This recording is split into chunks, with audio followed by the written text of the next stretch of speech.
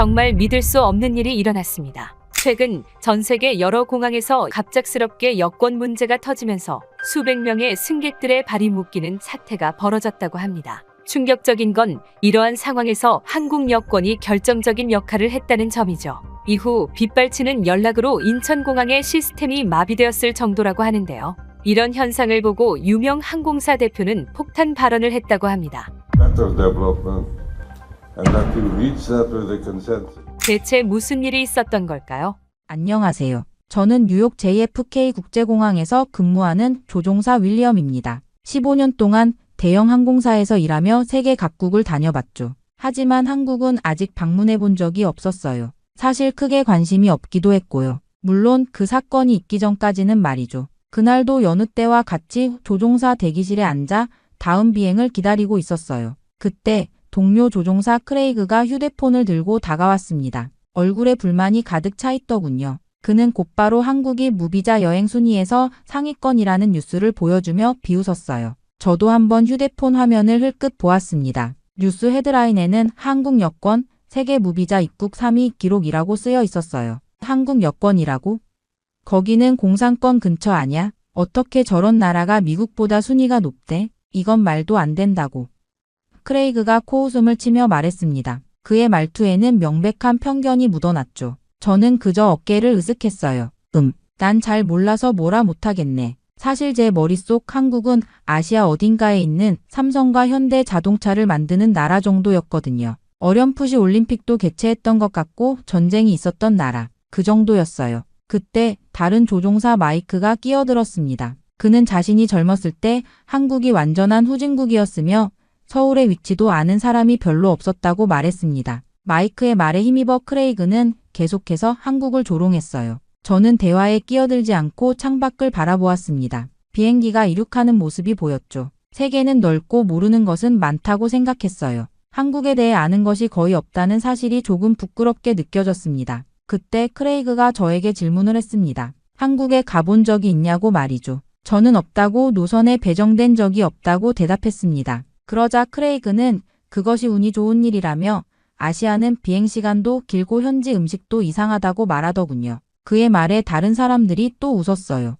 저는 억지로 미소를 지었지만 마음속으로는 약간의 의문이 들었습니다. 정말 그럴까? 세계 3위 여권을 가진 나라가 그렇게 형편없을까? 그때였습니다. 조용히 앉아있던 리사가 갑자기 목소리를 높였습니다. 리사는 아시아 노선을 자주 타는 조종사였죠. 그녀는 직접 가보지도 않고 판단하는 것이 좁은 생각이라고 지적했어요. 크레이그는 곧바로 리사를 비꼬았고 리사는 한숨을 쉬며 자리를 떠났습니다. 대화는 다시 일상적인 주제로 넘어갔지만 저는 계속 생각에 잠겼어요. 세계에는 제가 모르는 것이 너무나 많았습니다. 인터넷으로 한국에 대해 검색해볼까 생각했지만 곧 다음 비행 준비를 해야 했기에 그냥 접었어요. 어쩌면 언젠가 직접 가볼 기회가 있을지도 모르겠다고 생각했습니다. 그때 제가 그런 기회가 생각보다 빨리 찾아올 줄은 몰랐죠. 아직도 그날의 기억이 생생합니다. 제가 인천행 비행에 배정되었다는 소식을 들었던 날이 말이죠. 솔직히 당황스러웠습니다. 평소 유럽 노선만 담당하다가 갑자기 아시아 장거리 비행이라니요. 마침 동아시아 노선 전문 조종사 2명이 갑자기 휴가를 내면서 저에게 기회가 왔다죠. 항공 스케줄 관리자인 헬렌이 미안한 표정으로 다음 주 인천행 비행을 맡아달라고 했습니다. 그녀의 표정에서 이 비행이 그린기 없는 노선임을 알 수 있었어요. 저는 잠시 망설였습니다. 한국이라. 그동안 한 번도 가본 적이 없는 나라였죠. 그런데 갑자기 12시간이 넘는 장거리 비행을 책임져야 한다니.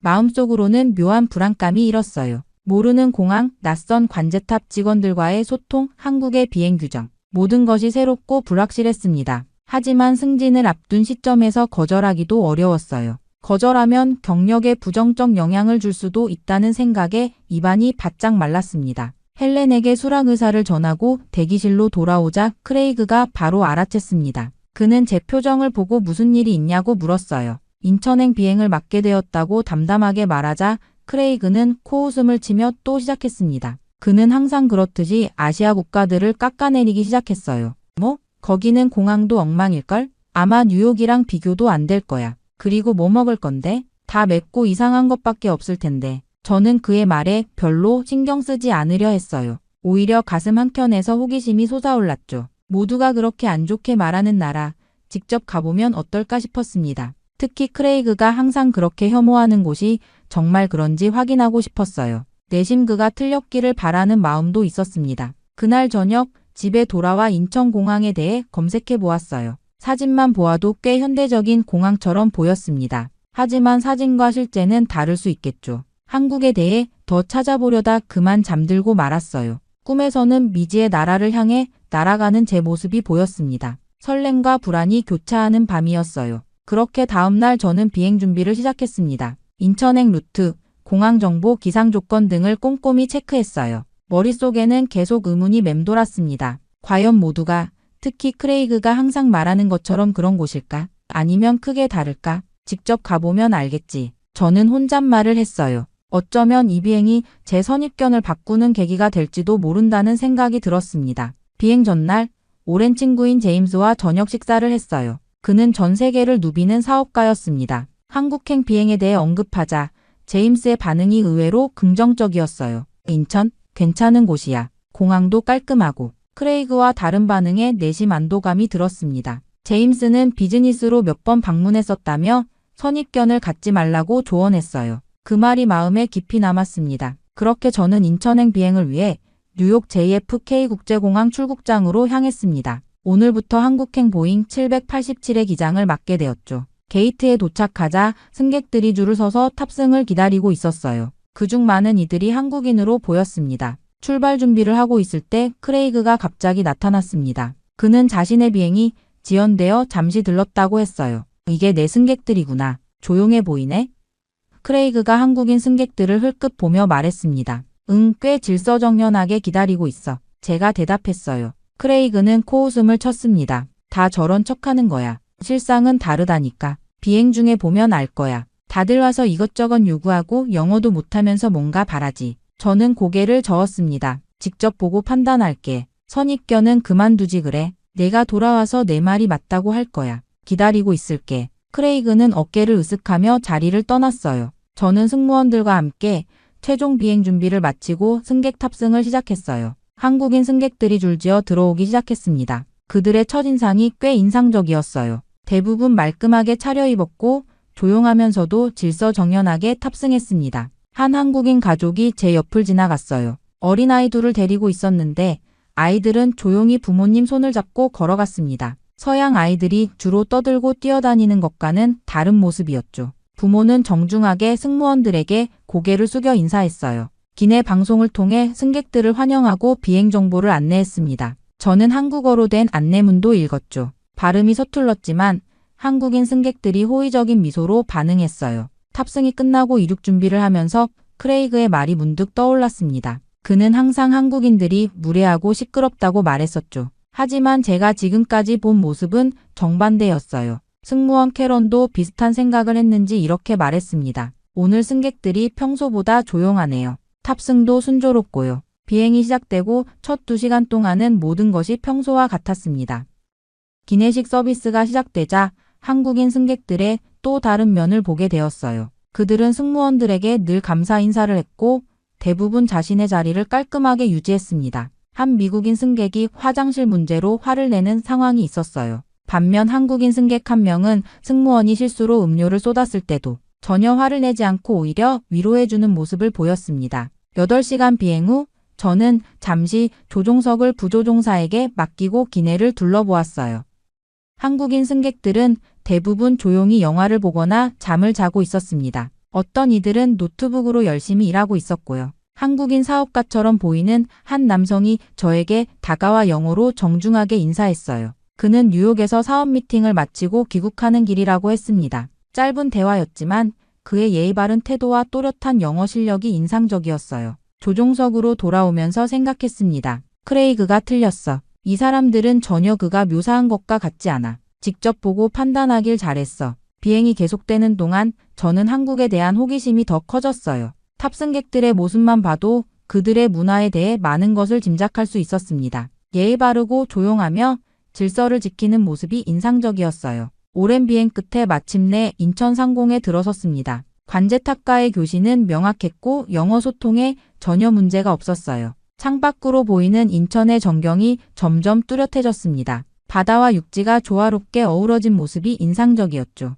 착륙 허가를 받고 천천히 고도를 낮추었습니다. 착륙 과정은 놀라울 정도로 순조로웠어요. 활주로도 깨끗하게 관리되어 있었습니다. 착륙 후 게이트로 이동하는 과정에서 처음으로 인천공항의 규모를 실감했어요. 넓고 정돈된 활주로, 현대적인 건물들이 시야에 들어왔습니다. 게이트에 도착하자 승객들은 질서정연하게 내리기 시작했어요. 저도 모든 절차를 마치고 비행 승무원들과 함께 입국장으로 향했습니다. 그리고 그 순간 제 눈앞에 펼쳐진 광경에 입이 벌어졌어요. 인천공항은 제가 상상했던 것과 완전히 달랐습니다. 넓고 높은 천장의 현대적인 건물, 반짝이는 바닥, 세련된 디자인의 시설들이 눈앞에 펼쳐졌어요. JFK 국제공항보다 훨씬 깔끔하고 정돈되어 있었습니다. 입국 심사대로 향하는 길에 놀라운 것들이 계속 눈에 들어왔어요. 로봇 안내원이 승객들을 도와주고 있었고 디지털 안내판은 여러 언어로 정보를 제공했습니다. 심지어 공항 내부에 작은 정원과 문화체험 공간까지 있었어요. 입국 심사는 더욱 놀라웠습니다. 외국인 전용 자동 입국 심사대가 있어 줄을 거의 서지 않고 신속하게 통과할 수 있었어요. 지문 인식과 얼굴 스캔이 순식간에 이루어졌습니다. 제가 알던 공항의 입국 심사와는 차원이 달랐어요. 짐을 찾으러 가는 길에 한 외국인 승객이 저에게 말을 걸었습니다. 이거 공항 맞아요? 호텔 같은데. 그의 말에 저도 고개를 끄덕였습니다. 짐 찾는 곳도 효율적으로 운영되고 있었어요. 컨베이어 벨트는 빠르게 움직였고 모든 직원들은 친절하고 전문적이었습니다. 짐을 찾은 후 세관을 통과하면서 다시 한번 놀랐어요. 디지털 신고 시스템으로 빠르게 처리할 수 있었습니다. 모든 과정이 효율적이고 체계적이었어요. 공항 밖으로 나오자 깨끗한 공기와 정돈된 교통 시스템이 기다리고 있었습니다. 택시 승강장은 질서정연했고 공항 철도는 현대적인 모습이었어요. 모든 것이 크레이그가 말했던 것과는 정반대였습니다. 호텔로 향하는 공항 리무진 버스에 올라타면서 창밖의 풍경을 감상했어요. 넓은 도로, 깔끔한 거리, 현대적인 건물들이 눈에 들어왔습니다. 버스 안에는 와이파이가 제공되었고 좌석도 편안했어요. 저는 휴대폰을 꺼내 크레이그에게 메시지를 보냈습니다. 인천공항에 도착했어. 내가 말한 것과 전혀 달라. 여기는 정말 놀라운 곳이야. 그렇게 인천공항 입국장에서 잠시 휴식을 취하다가 저는 특이한 광경을 목격했습니다. 제 바로 앞에 서 있던 한국인 승객이 자동 입국 심사대로 향했어요. 그는 여권을 스캐너에 올려놓고 지문을 찍은 뒤 카메라를 응시했습니다. 그리고 불과 5초 만에 모든 절차가 끝났어요. 게이트가 열리고 그는 아무런 문제 없이 통과했습니다. 저도 외국인 전용 자동 입국 심사대로 향했어요. 여권을 스캐너에 올려놓고 지문을 등록한 뒤 얼굴 인식 절차를 밟았습니다. 하지만 제 경우는 추가 확인이 필요했어요. 담당 직원이 와서 여권을 다시 확인하고 몇 가지 질문을 했습니다. 전체 과정이 약 10분 정도 소요됐어요. 왜 이런 차이가 있는지 궁금했습니다. 호텔로 이동하는 동안 휴대폰으로 검색해 보았어요. 놀라운 사실을 발견했습니다. 한국 여권은 세계 여권 순위에서 3위를 차지하고 있었고 189개국을 무비자로 방문할 수 있다고 했어요. 미국 여권보다 순위가 높았습니다. 더 흥미로운 것은 한국 전자여권의 보안 수준이었어요. 세계 최고 수준의 보안 기술이 적용되어 있어 위조가 거의 불가능하다고 했습니다. 그래서 많은 국가에서 한국 여권 소지자에게 신속한 입국 절차를 제공한다는 내용이었어요. 호텔에 도착해 체크인을 마친 후 잠시 창밖을 바라보며 생각에 잠겼습니다. 이건 완전히 잘못된 이미지였네. 크레이그와 다른 동료들이 왜 그렇게 한국을 폄하했는지 이해할 수 없어. 저녁 식사를 위해 호텔 레스토랑에 내려갔을 때 다른 외국인 조종사와 마주쳤습니다. 캐나다인 마이클이었어요. 그는 정기적으로 인천 노선을 비행한다고 했습니다. 처음 와봤어요?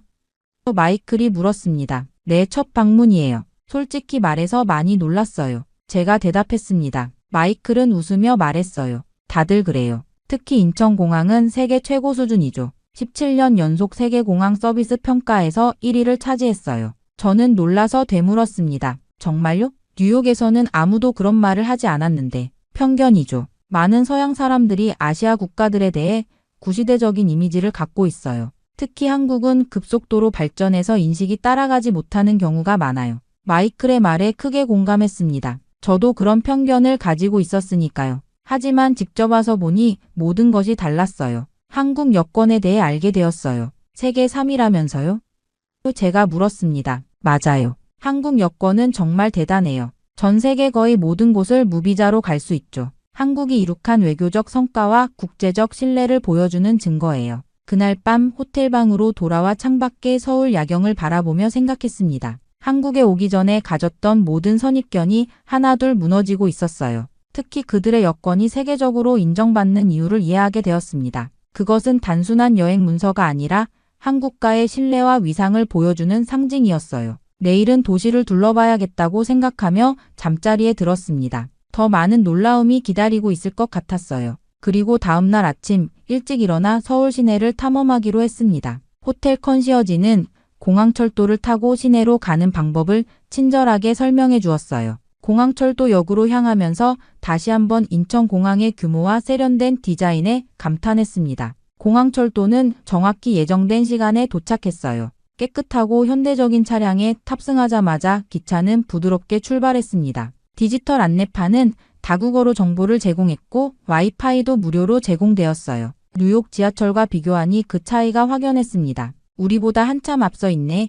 저는 혼잣말을 중얼거렸어요. 서울역에 도착한 후 지하철로 갈아타 시내 중심가로 향했습니다. 지하철 역시 놀라웠어요. 깨끗하고 효율적이며 모든 안내가 영어로도 제공되었습니다. 심지어 휴대폰 충전 포트까지 갖추고 있었어요. 시내에서는 현대적인 고층 빌딩과 전통적인 궁궐이 조화롭게 어우러져 있었습니다. 거리는 놀라울 정도로 깨끗했고 사람들은 바쁘게 움직이고 있었어요. 어디를 가든 디지털 기술이 생활에 깊이 통합되어 있는 모습이 인상적이었습니다. 점심시간에 들른 식당에서는 다양한 한국 음식을 맛볼 수 있었어요. 음식을 주문할 때 테이블에 있는 태블릿을 사용했고 결제도 모바일로 간편하게 할 수 있었습니다. 미국에서는 아직 보편화되지 않은 시스템이었어요. 오후에는 대형 전자상가를 방문했습니다. 그곳에서 최신 기술 제품들을 구경하면서 미국과의 기술 격차를 실감했어요. 몇몇 제품은 아직 미국에 출시되지 않은 것들이었습니다. 저녁에 호텔로 돌아오는 길에 문득 크레이그가 생각났어요.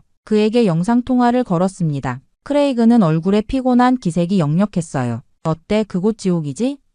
그가 웃으며 물었습니다. 내가 말하던 한국은 여기 없어, 크레이그. 저는 진지하게 대답했어요. 이곳은 우리가 생각했던 것과 완전히 달라. 오히려 많은 면에서 미국보다 앞서 있어. 크레이그는 믿기지 않는다는 표정을 지었습니다. 저는 카메라를 돌려 호텔 창밖의 서울 야경을 보여주었어요. 저게 후진국처럼 보여? 공항부터 교통 시스템, 디지털 인프라까지 모든 게 최첨단이야. 우리가 얼마나 편견에 사로잡혀 있었는지 몰라. 크레이그는 잠시 말이 없었습니다. 그러더니 마지못해 인정했어요. 사진만 보면 꽤 인상적인데. 하지만 실제로 살기엔 어떨지 모르잖아. 그래, 물론 모든 곳에 장단점이 있겠지. 하지만 적어도 우리가 생각했던 그런 곳은 절대 아니야. 와서 직접 봐봐. 통화를 마친 후 저는 다시 창밖을 바라보았습니다. 반짝이는 서울의 야경이 눈앞에 펼쳐져 있었어요. 여기 오기 전에 가졌던 모든 생각이 얼마나 잘못되었는지 다시 한번 깨달았습니다. 우리는 너무 늦었어? 라는 생각이 들었어요.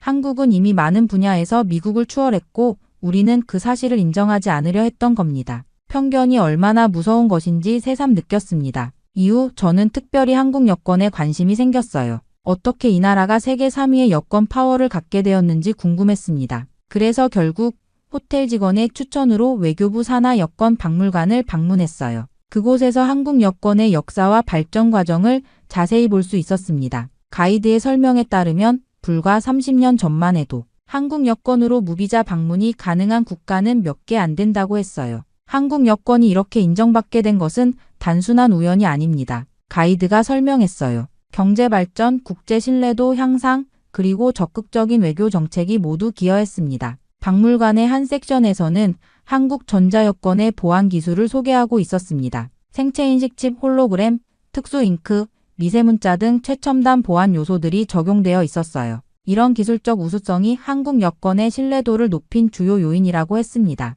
한국은 국제 여권 표준을 선도하는 국가 중 하나입니다. 가이드의 설명이 계속되었어요. 우리 여권은 국제민간항공기구 ICAO의 보안 기준을 넘어서는 독자적인 기술을 개발했습니다. 전시를 둘러보면서 여권이 단순한 여행 문서가 아니라는 것을 이해하게 되었어요. 그것은 한국과의 위상과 신뢰도를 상징하는 외교적 자산이었습니다. 한국은 짧은 시간 안에 이런 신뢰를 구축했다는 점이 더욱 놀라웠어요.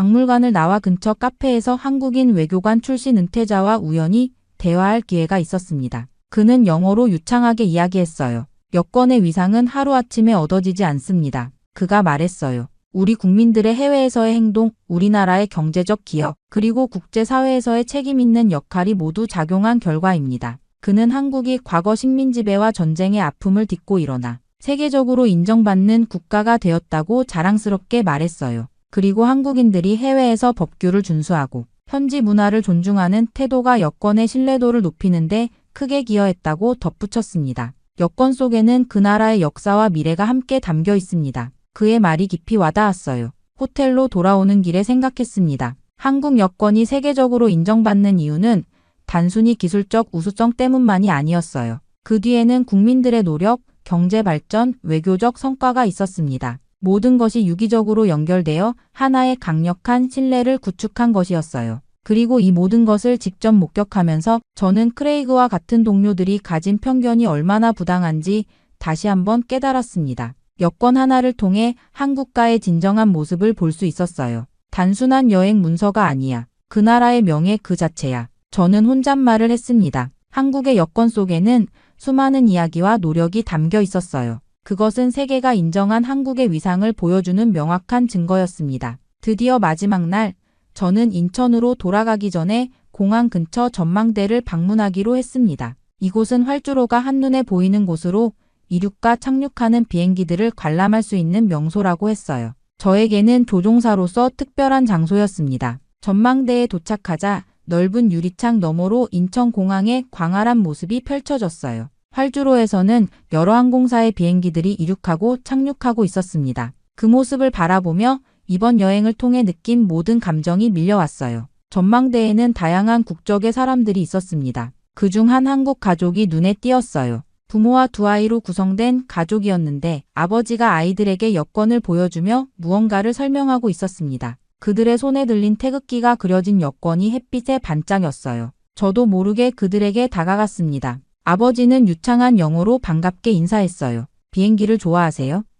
제가 물었습니다. 네, 우리 아이들이 비행기에 관심이 많아요. 특히 큰 아이는 파일럿이 되고 싶어 해요. 그가 웃으며 대답했습니다. 아이에게 제가 조종사라고 말하자 그의 눈이 반짝였어요. 몇 가지 질문에 답해주면서 저는 그들의 여권에 관심을 보였습니다. 한국 여권이 정말 대단하다고 들었어요. 세계 3위라면서요? 아버지는 자랑스러운 표정으로 고개를 끄덕였습니다. 맞아요. 우리나라가 짧은 시간 안에 많은 발전을 이루었죠. 이 작은 책 한 권에 우리 국민들의 노력과 자부심이 담겨 있습니다. 그의 말에 깊이 공감했어요. 여권이란 단순한 여행 증명서가 아니라 한국가의 위상과 성취를 보여주는 상징이었습니다. 한국은 그것을 통해 세계적인 인정을 받고 있었어요. 대화를 나눈 후 저는 다시 전망대 창가로 돌아와 이륙하는 비행기들을 바라보았습니다. 곧 저도 그 비행기 중 하나를 조종해 뉴욕으로 돌아갈 예정이었어요. 하지만 이제 저는 다른 사람이 되어 돌아갈 것 같았습니다.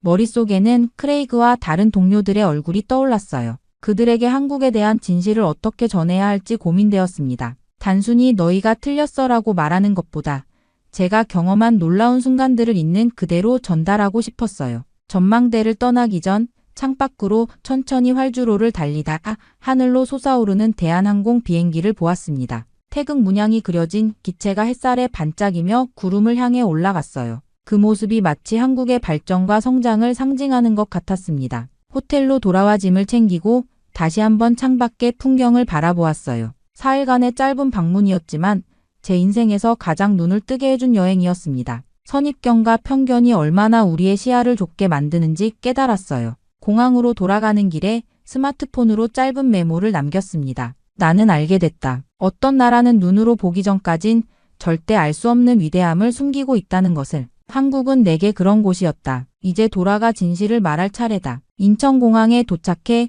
출국 절차를 밟으면서도 계속 주변을 관찰했어요. 모든 것이 효율적이고 세련되었습니다. 마지막으로 면세점을 둘러보며 가족과 동료들을 위한 선물도 샀어요. 비행기에 탑승하기 전 마지막으로 인천공항을 돌아보았습니다. 이제 저는 다른 눈으로 세상을 보게 될 것 같았어요. 한국이라는 나라가 제게 가르쳐준 소중한 교훈이었습니다. 조종석에 앉아 이륙 준비를 하면서 심호흡을 했습니다. 이번 비행은 단순한 귀국길이 아니었어요. 새로운 시각과 마음가짐으로 세상을 바라보게 된 시작점이었습니다. 정말 믿을 수 없는 일이 일어났습니다. 최근 세계 방산 시장이 발칵 뒤집혔습니다. 나토 회원국들이 긴급 회의를 소집하고 미국과 캐나다가 예상치 못한 위기 대응에 나섰다고 하는데요. 충격적인 건 이 사태를 해결하는 데 핵심적인 역할을 한 나라가 바로 한국이라는 점이죠. 심지어 한 유명 국방 전문가는 놀라운 발언을 했다고 합니다. Some perspective with regards to our regret that the 대체 무슨 일이 있었던 걸까요? 안녕하세요. 저는 에단 맥켄지입니다. 캐나다 국방부 소속 분석관이죠. 수석 분석관이라 불리는 만큼 저는 그날도 평소처럼 사무실에서 일하고 있었습니다. 커피 한 잔을 들이키며 북대서양조약기구의 최신 보고서를 검토하던 중이었어요. 그때였습니다. 갑자기 사무실 문이 벌컥 열렸어요. 노아 존슨, 우리 부서의 고위 관계자였죠. 노아의 얼굴은 평소보다 긴장돼 보였어요. 그 순간 저는 뭔가 심상치 않은 일이 생겼다는 걸 직감적으로 알 수 있었습니다. 노아는 손에 들고 있던 빨간색 표지의 보고서를 흔들며 저를 불렀어요. 국방부에서 빨간색 표지는 최우선 순위를 의미합니다. 무슨 일이 일어난 걸까요? 러시아의 새로운 동향? 중국의 군사훈련? 아니면 북대서양 해역에서의 긴급 상황인가요? 저는 급히 컴퓨터를 잠그고 노아를 따라 회의실로 향했어요. 회의실에 들어서자 평소보다 훨씬 많은 인원이 모여 있었죠. 분위기가 무거웠습니다. 저에게 시선이 집중되었어요. 노아가 자리에 앉으라는 손짓을 했습니다. 그리고는 빨간 표지의 보고서를 제 앞에 펼쳤죠. 그리고 보고서의 제목을 읽자마자 저는 코웃음을 쳤어요. 한국 방위산업 성장과 세계 시장 영향력 분석. 한국이라니요? 정말 한국? 그 삼성 휴대폰과 현대 자동차나 만드는 작은 나라 말입니까? 저는 무의식적으로 비웃는 투로 말했어요. 한국이 무슨 군사 강국이라도 됐답니까? 솔직히 말해서 제게 한국은 그저 미국의 보호국에 불과했습니다. 지도에서 겨우 찾을 수 있을 정도의 작은 반도 국가죠. 경제적으로 몇 가지 전자제품이나 만들어 성공했을지 몰라도 군사적으로는 여전히 미국 군대 없이는 하루도 버티지 못할 나라로만 알고 있었어요. 완전히 제 관심 바뀐 나라였죠. 북한과 대치 중이라 군대는 있지만 그건 미국이 주는 중고 무기로 겨우 버티는 수준 아닌가요? 게다가 한국 군대가 무슨 힘이 있던가요? 주한미군으로 간간히 연명하고 있는 나라에 불과하잖아요. 심지어 대통령이 군대를 움직여 쿠데타를 일으켰던데 군대가 어떤 용도로 쓰일지 안 봐도 뻔하더군요. 지금 같은 상황에서 미군이 철수하면 바로 북한에 잡아먹힐 나라라고 봐도 무방했어요. 솔직히 말하면 한국 군인들이 있기는 한 건지 의문일 정도였죠. 그런데 이런 보고서를 보여주다니 정말 우스웠습니다. 방산 강국이라니 농담도 심하네요. 하지만 노아는 제 반응에 아무런 말도 하지 않았습니다. 그저 다음 페이지를 넘기라는 제스처만 했어요. 그래서 저는 보고서를 넘겼습니다. 그리고 그 순간 제 눈을 의심할 수밖에 없었어요. 한국의 방산 수출액이 캐나다를 크게 앞질렀다는 사실을 그래프와 수치들이 명확하게 보여주고 있었거든요. 더 충격적인 것은 우리의 전통적인 무기 구매국들, 유럽과 중동 국가들이 캐나다 무기 대신 한국 무기를 선택하고 있다는 점이었죠. 한국이 캐나다보다 앞서 있다니 이건 말이 안 됩니다. 우리 캐나다는 지칠 국가고 나토 회원국이며 미국과 가장 긴밀한 군사 협력을 하는 나라예요. 반면 한국은 그저 분단국가로 북한이라는 위협에 맞서 방어적 군사력을 가진 나라일 뿐이었습니다. 하지만 가장 경악스러운 말은 이 다음에 나왔습니다. 노아는 잠시 생각하더니 결정적인 한마디를 던졌어요. 한국으로 가라고 말이죠. 저는 제 귀를 의심했어요. 한국에 가라고요? 제가? 죄송합니다만 저는 한국에 갈 수 없습니다. 동아시아 지역은 제 전문 분야가 아니에요. 다른 분석관을 보내는 게 더 적합하지 않을까요? 노아는 단호하게 고개를 저었죠. 에단, 우리에게 필요한 건 동아시아 전문가가 아니야. 우리에게는 방산 기술과 세계 시장 동향을 제대로 파악할 수 있는 분석관이 필요하네. 그건 바로 자네야. 하지만 저는 제가 변명을 시작하려 했지만 노아가 제 말을 자르며 말했습니다. 이건 요청이 아니라 지시야. 국방부 장관님도 이 사안의 중요성을 인식하고 계시네. 자네의 보고서는 바로 그분의 책상에 올라갈 거야. 이건 자네 경력에도 큰 도움이 될 거라고. 이런 식으로 간다면 제 거절은 불복종으로 비칠 수도 있겠다는 생각이 들었어요. 승진은 물론 향후 커리어에도 악영향을 줄 게 분명했습니다. 솔직히 분노가 치밀어 오를 정도였습니다. 한국에 가고 싶지 않았으니까요. 아시아는 제게 너무 낯선 곳이었고 특히 한국은 그저 TV에서 보는 이국적인 나라일 뿐이었으니까요.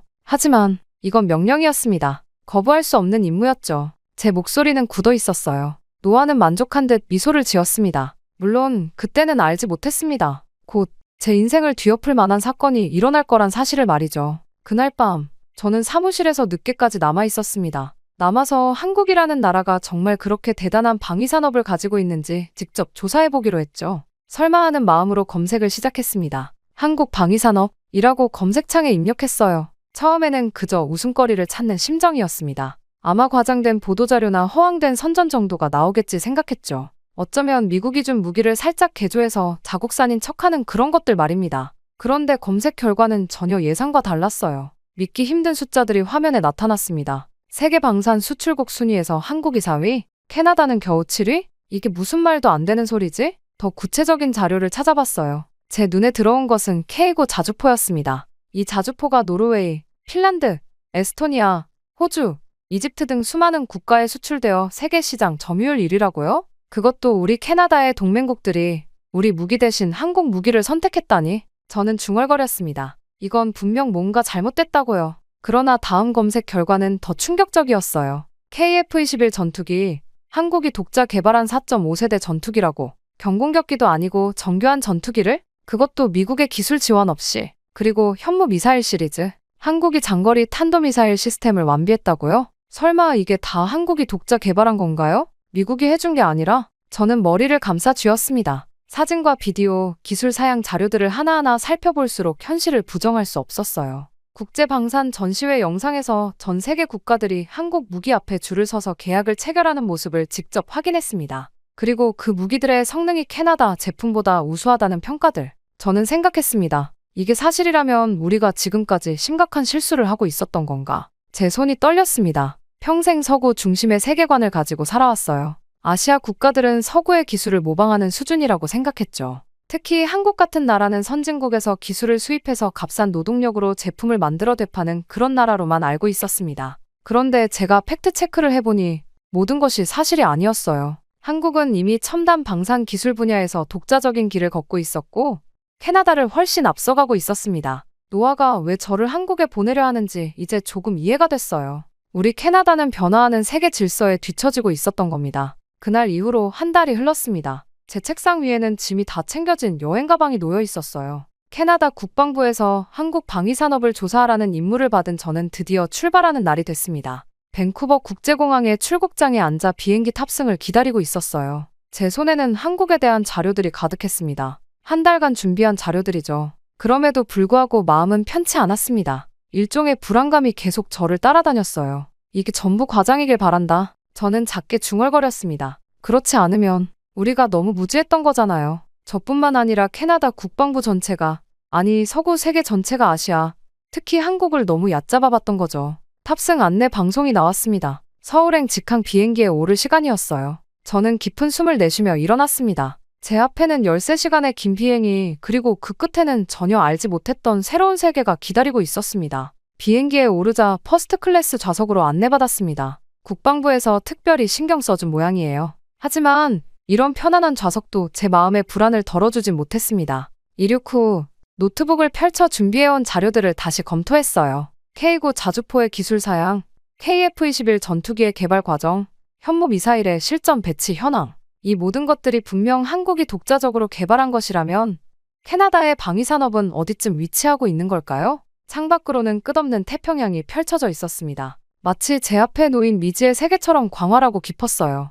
한국이 정말 우리가 알던 것보다 훨씬 더 발전된 나라라면 우리의 세계관은 어떻게 바뀌어야 할까요? 비행기 안에서 한국 방위산업에 관한 다큐멘터리를 보기 시작했습니다. 한국 기업들이 세계 시장에서 어떻게 선전하고 있는지, 그들의 기술이 얼마나 혁신적인지를 보여주는 내용이었어요. 이건 미국이나 유럽 선진국들의 기술을 따라한 게 아니야. 저는 놀라움을 감추지 못했습니다. 화면 속에는 한국의 독자적인 군사기술 발전 과정이 상세히 나와 있었어요. 제가 알고 있던 세계 질서와는 너무나 다른 모습이었습니다. 한국어 공부도 시작했죠. 기본적인 인사말과 감사 표현 정도는 할 수 있어야 한다고 생각했어요. 하지만 한국어는 생각보다 훨씬 어려웠습니다. 안녕하세요와 감사합니다 정도를 반복해서 읽어보는데 발음이 쉽지 않았어요. 기내식을 먹고 영화를 보고 자료를 검토하고 다시 잠을 청하는 과정을 반복하던 중 기장의 안내 방송이 들렸습니다. 곧 인천국제공항에 도착합니다. 현지 시각으로 오후 4시입니다. 날씨는 맑고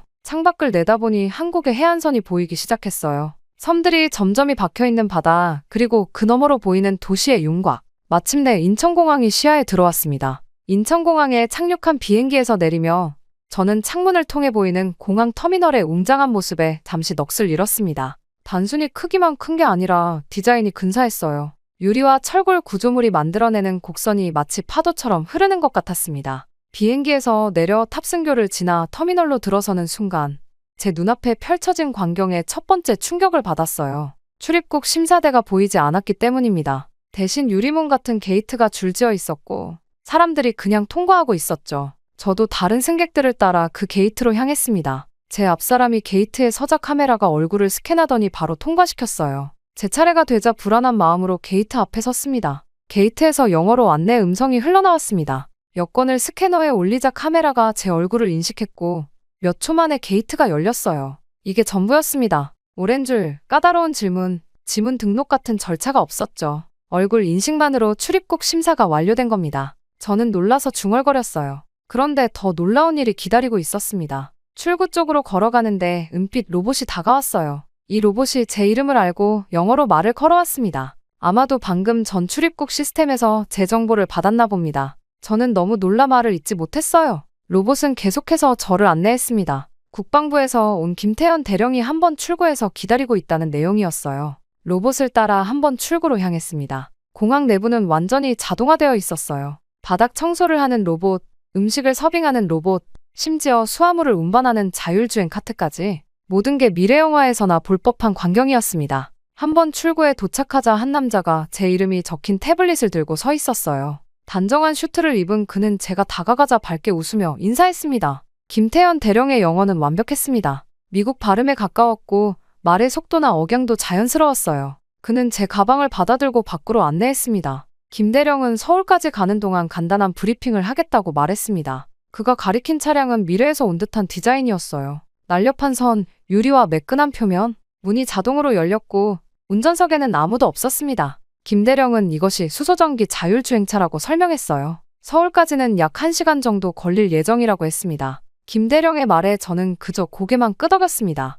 아직 충격에서 벗어나지 못한 상태였어요. 차에 올라타자 차량이 스스로 출발했습니다. 소음도 거의 없었죠. 고속도로에 진입하면서 창밖을 바라봤습니다. 도로 위의 차량들 대부분이 조용한 전기차였어요. 소음과 매연이 없는 고속도로라니. 서울로 향하는 길, 전망대에서 도시 전경이 시야에 들어왔습니다. 초고층 빌딩들이 미래도시처럼 펼쳐져 있었죠. 빌딩 외벽은 모두 태양광 패널로 덮여 있었고 건물들 사이로 푸른 공원과 산책로가 보였습니다. 저는 믿을 수 없다는 듯 중얼거렸어요. 이게 내가 알던 한국이 맞는지 의문이 들었습니다. 다음 날 아침, 호텔에서 김태현 대령의 안내를 받아 한국 국방부로 향했습니다. 서울 용산구에 위치한 국방부 건물은 캐나다 국방부보다 훨씬 현대적이었어요. 보안 검색대를 지나 회의실로 들어서는 순간 저는 또 한 번 놀라움을 금치 못했습니다.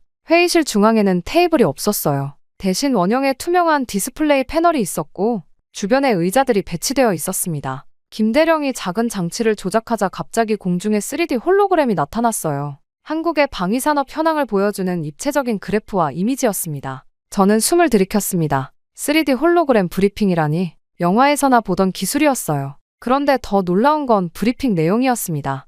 홀로그램은 K9 자주포의 세부 구조를 보여주며 회전했어요. 세계 각국에 수출된 현황이 지도 위에 표시되었습니다. 김 대령은 한국이 개발한 무기 체계에 대해 차분히 설명했어요. K9 자주포는 이미 노르웨이, 핀란드, 에스토니아, 호주, 이집트 등에 수출되어 세계 시장 점유율 1위를 차지하고 있었습니다. 이 자주포의 성능은 기존의 미국이나 독일제 자주포를 능가한다고 했어요.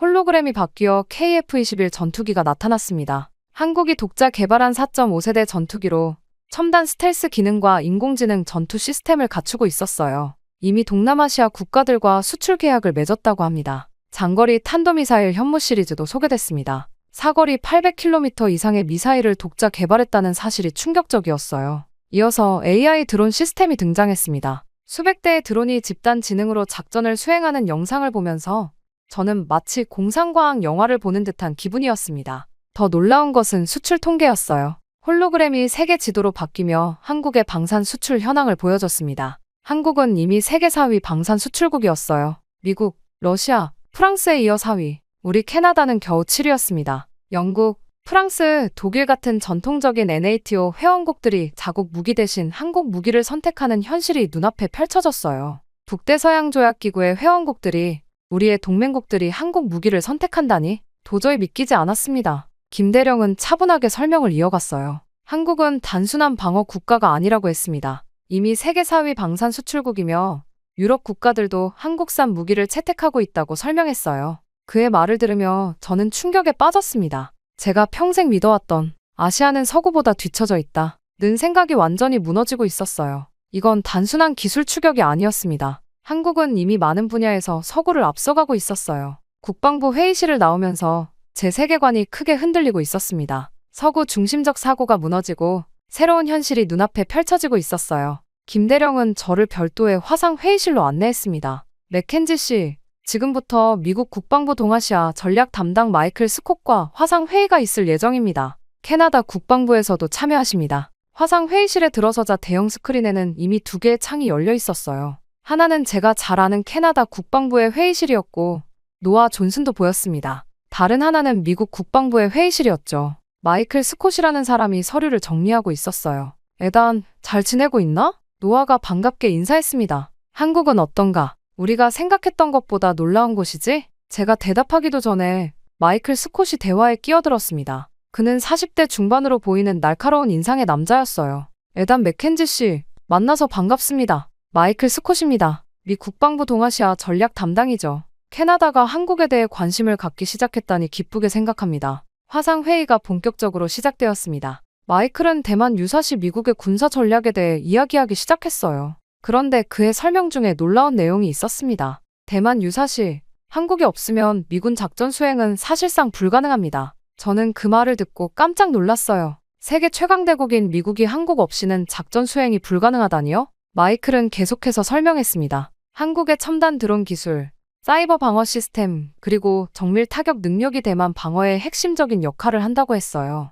특히 중국의 대규모 사이버 공격과 대공 방어 시스템을 무력화하는 데 한국의 기술이 필수적이라고 설명했습니다. 더 놀라운 사실은 그 다음이었어요. 마이클은 미국이 이미 한국에 AI 전투 시스템을 도입하고 있다고 밝혔습니다. 한국의 방공식별 AI가 미 공군의 방공 시스템보다 오탐지율이 30% 낮고 반응 속도는 2배 빠르다는 통계까지 공개했어요. 이게 말이 됩니까? 미국이 한국을 필요로 한다고요? 세계 최강대국이? 제 목소리에는 의심이 가득했습니다. 지금까지 저는 미국이 한국을 보호하는 일방적인 관계라고만 생각했거든요. 그런데 이제는 미국이 한국의 기술을 필요로 한다니요? 마이클은 단호하게 답했습니다. 한국은 단순한 동맹이 아니라 이제 군사기술 파트너라고 했어요. 캐나다도 한국을 무시할 때가 아니라는 말도 덧붙였습니다. 화상 회의 내내 노아는 거의 말이 없었어요. 그저 고개를 끄덕이며 메모를 하는 것이 전부였습니다. 아마도 그도 이런 현실에 충격을 받은 듯했어요. 회의가 끝나고 스크린이 꺼진 후 저는 조용히 생각에 잠겼습니다.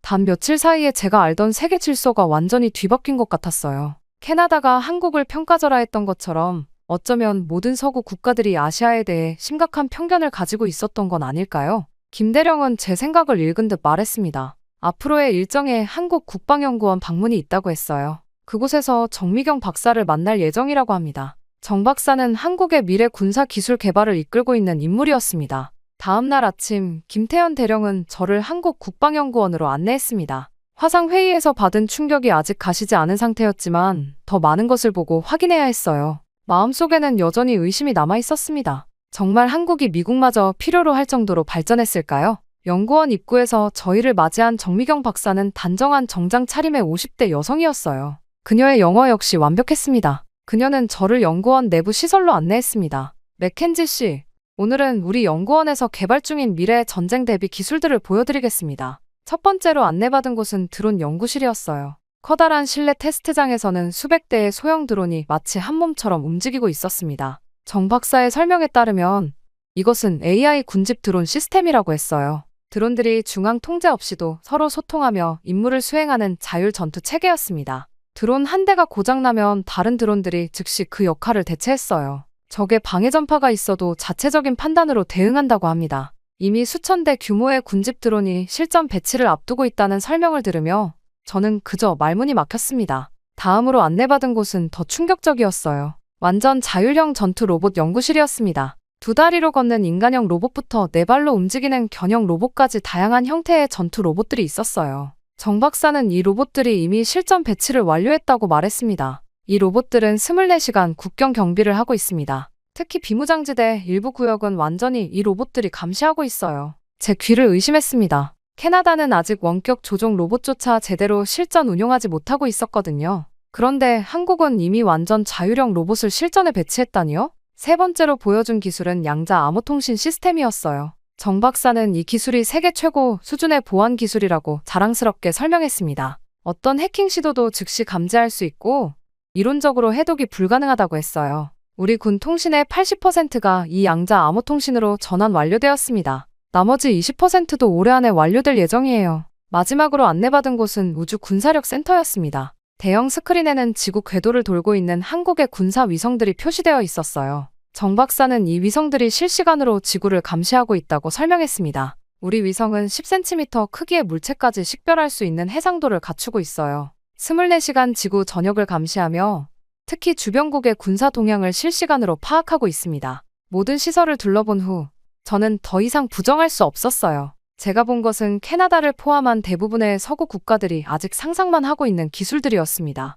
캐나다는 여전히 기존 방식의 군사력을 유지하고 있지만 한국은 이미 미래 전쟁을 준비하고 있었어요. 연구원을 나오면서 정 박사가 마지막으로 한 말이 제 귀에 깊이 박혔습니다. 맥켄지 씨, 우리가 보여드린 것은 이미 실전 배치된 기술들 뿐입니다. 개발 중인 기술들은 보안상 보여드릴 수 없지만 그것들은 더욱 혁신적이고 미래지향적이에요. 호텔로 돌아오는 차 안에서 저는 깊은 생각에 잠겼습니다. 캐나다와 한국의 기술 격차는 제가 상상했던 것보다 훨씬 컸어요. 이대로라면 10년 후, 아니 5년 후에는 그 격차가 더 벌어질 것이 분명했습니다. 그렇게 시간이 흘러 한국에서의 임무를 마치고 캐나다로 돌아오는 비행기 안에서 저는 보고서 초안을 작성했습니다. 손가락이 키보드 위에서 멈추기를 반복했어요. 한국에서 본 것들을 어떻게 표현해야 할지, 동료들이 제 보고를 어떻게 받아들일지 고민됐습니다. 캐나다에 도착하자마자 노아 존슨이 저를 맞이했어요. 그의 표정은 진지했습니다. 에단, 정부 고위층에서 내 보고를 기다리고 있어.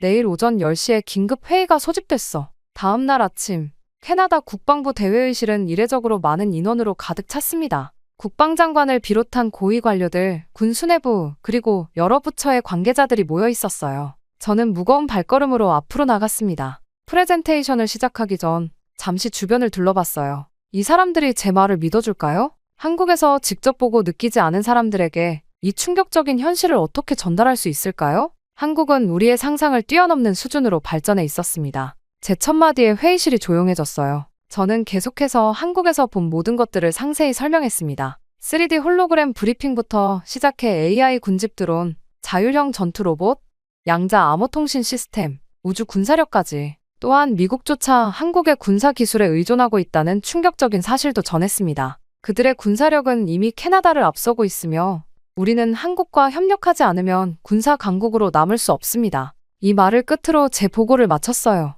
회의실이 술렁였습니다. 여기저기서 의심의 목소리가 나왔어요. 정말 그렇게 발전했다고 우리가 알던 한국은 이 보고서의 내용이 과장된 것은 아닌가. 국방장관이 자리에서 일어나 손을 들어 회의실을 조용히 시켰습니다. 에단의 보고는 우리 정보기관의 보고와도 일치합니다. 사실 우리는 몇 년 전부터 한국의 급속한 발전을 주시해왔습니다만 그 속도와 깊이는 예상을 뛰어넘었습니다. 장관은 잠시 생각에 잠긴 듯 침묵했다가 결단을 내렸어요. 오늘 논의된 내용을 바탕으로 저는 총리께 한국과의 전면적인 군사 협력을 제안하겠습니다. 기술 교류, 공동훈련, 방산 협력까지 포함하는 포괄적인 협력 체계를 구축해야 합니다. 며칠 후 캐나다 정부는 공식적으로 한국과의 전면적인 군사 협력을 발표했어요. 뉴스에서는 이 발표가 캐나다의 아시아 정책에 있어 역사적인 전환점이라고 평가했습니다. 그리고 발표 다음 날, 저는 노아 존슨의 사무실로 호출됐어요. 그는 제 어깨를 두드리며 미소 지었습니다. 수고했네, 에단.